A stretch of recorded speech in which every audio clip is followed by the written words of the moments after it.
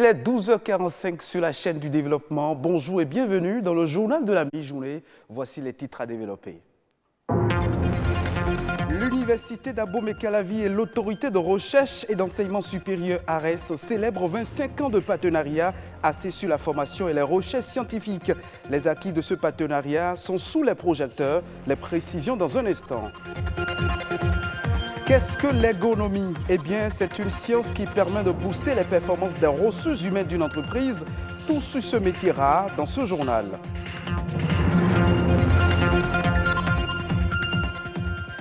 L'émergence des villes passe par la modernisation d'infrastructures qui permettent à l'économie de prospérer.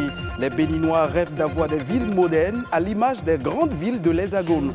Comment y parvenir? On en parle dans le 1245.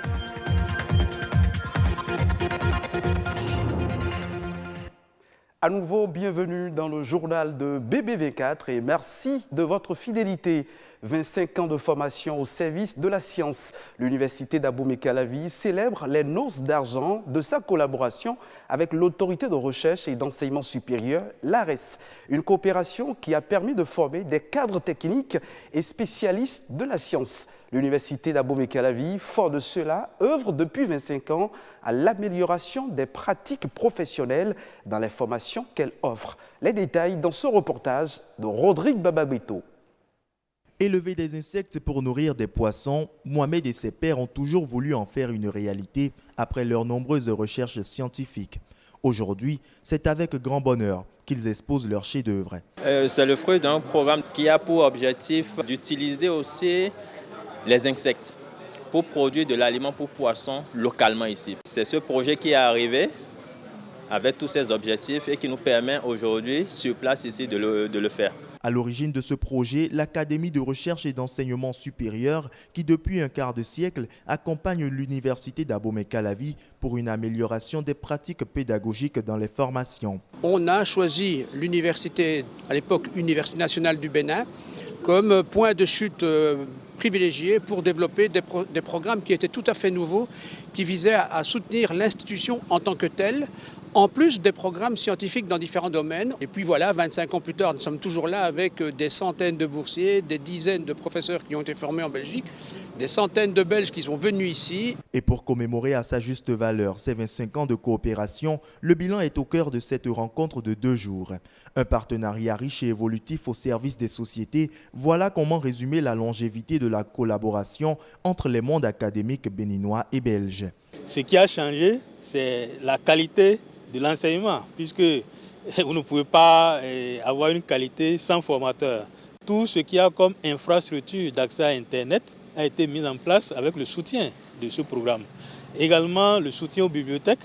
Les bibliothèques universitaires ont été équipées et ont été interconnectées grâce à ce programme. L'importance d'une coopération dans le développement du haut lieu du savoir et de l'enseignement supérieur au Bénin n'est plus à démontrer. Cette réunion est l'occasion pour le tandem ARES-UAC de jeter les bases de la collaboration future.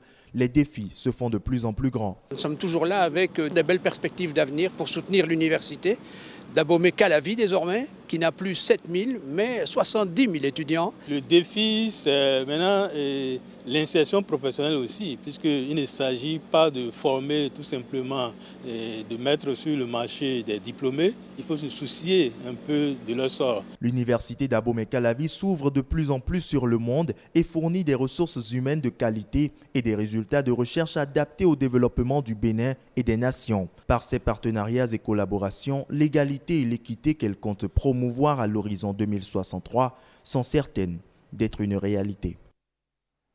L'ergonomie, ce mot ne vous dit peut-être rien, mais rassurez-vous, ce n'est pas un mot qui fait partie du vocabulaire de la santé. C'est un métier rare sous nos cieux. L'ergonomie est une science qui permet de booster la performance des ressources humaines d'une entreprise tout en évitant le burn-out. Solliciter donc l'expertise d'un ergonome accroît les gains de productivité, de motivation et de bon rendement des collaborateurs.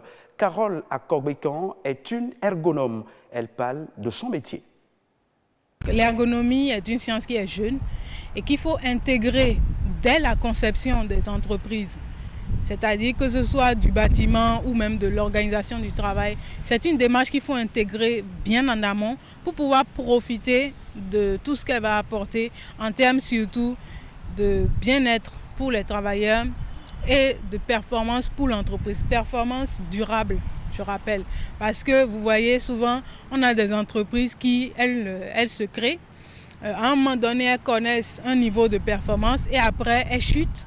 Soit elles chutent ou alors elles disparaissent. La démarche ergonomique aujourd'hui, elle permet un développement économique durable pour l'entreprise surtout. Je peux dire que je suis quand même la seule femme ergonome au Bénin. Donc c'est sûr que des ergonomes, vous n'allez pas en voir dans toutes les entreprises. Là actuellement, moi j'interviens en tant que consultante pour les entreprises, c'est-à-dire qu'à la demande d'un décideur d'une entreprise, ça peut être le DRH, le DAF, le médecin du travail, le DG, pourquoi pas.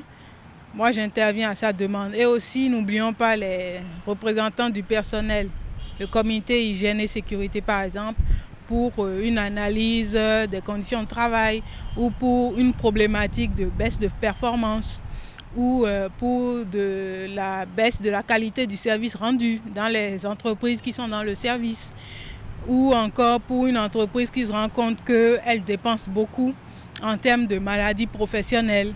Donc, dans ce cas-là, ces entreprises peuvent faire appel à un ergonome. Il faut dire que toutes les entreprises peuvent solliciter les services d'un ergonome dans la mesure où partout où des hommes et des femmes travaillent, l'ergonome a sa place.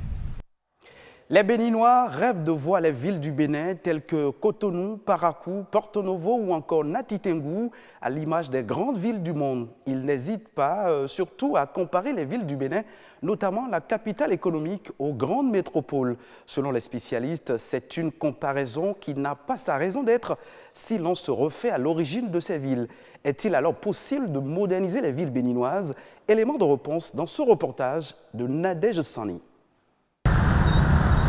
Nombreux sont les Béninois qui rêvent sans doute de voir Cotonou à l'image des grandes métropoles comme Londres en Angleterre ou Venise en Italie. Une comparaison entre Cotonou et ces villes du monde laisse croire que Cotonou est bien loin de réunir les critères qui font d'une ville une cité attrayante. Ces villes, pour la plupart, ont suivi plusieurs transformations, d'autres ont été totalement détruites et reconstruites selon la vision des responsables en charge de sa gestion. Un schéma national du territoire existe désormais au Bénin et a le mérite d'organiser en fonction des vocations l'espace national. Donc le défi aujourd'hui, c'est de faire en sorte que les villes, nos communes se dotent donc de documents de planification spatiale.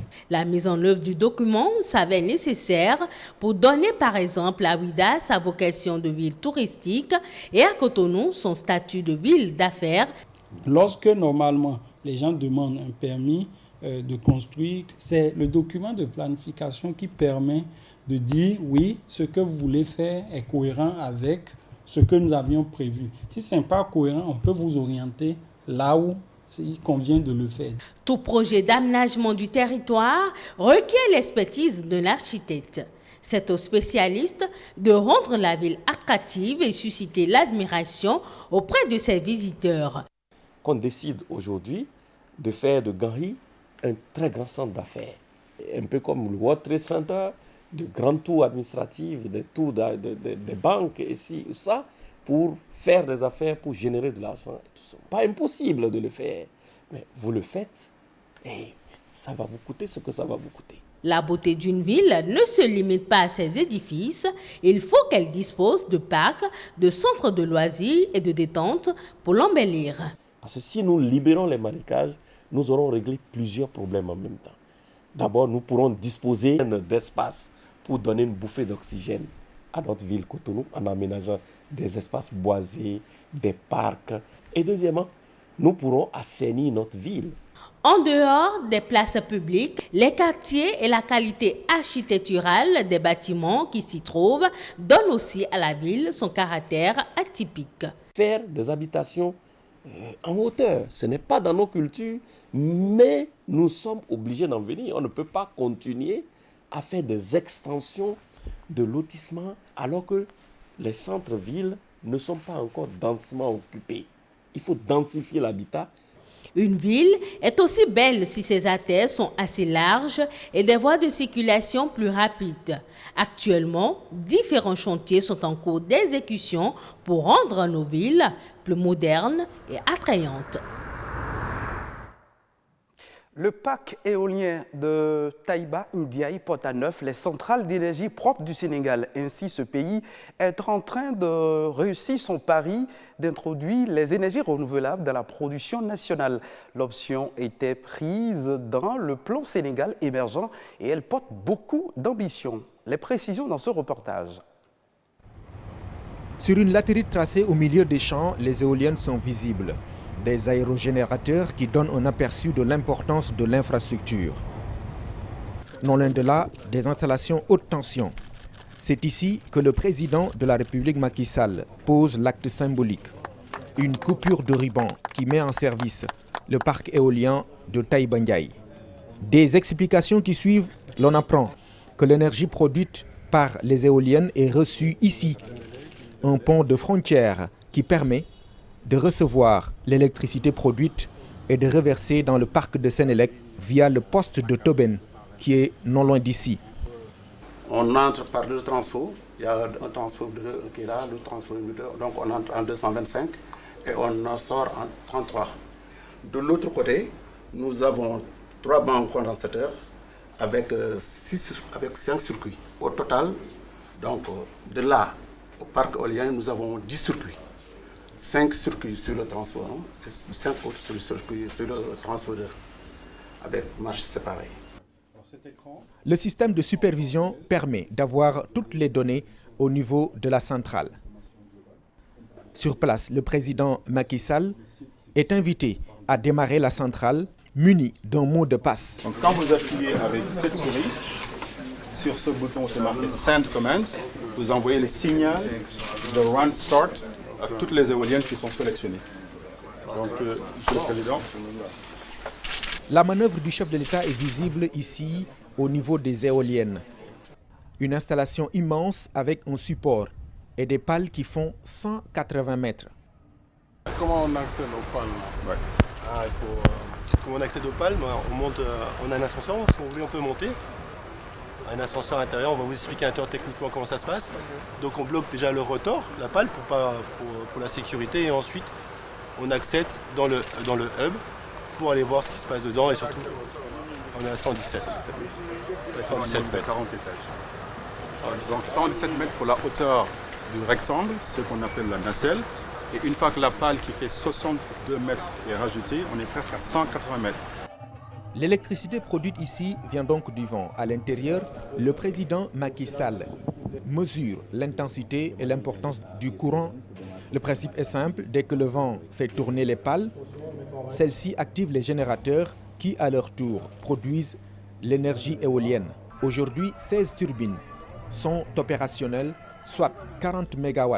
Les prochaines phases permettront d'atteindre les 158 MW, ce qui devrait augmenter de 15% la capacité de production énergétique du Sénégal.